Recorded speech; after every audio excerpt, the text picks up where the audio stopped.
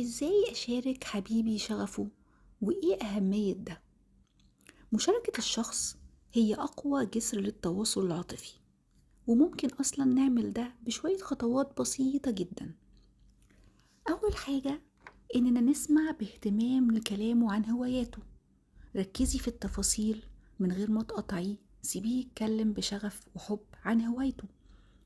اسألي واهتمي إنك تعرفي أكتر عن الحاجات اللي هو بيحبها.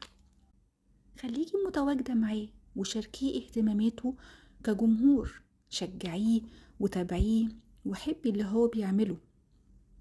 كمان ياريت تحاولي تجربي معاه النشاط ده هيسعده فوق ما تتخيلي. احتفلي بإنجازاته ونجاحاته. لما يعمل حاجة واو في الهواية بتاعته شجعيه، اقفي في ظهره واسنديه باستمرار، وحسسيه قد ايه هو مميز فيها. sharing is caring يا جماعة. المشاركة هي الاهتمام، فخلينا دايما نشارك حبيبنا الهوايات بتاعته علشان نفضل قريبين منه، وفعلا تقوي علاقتكم قوي.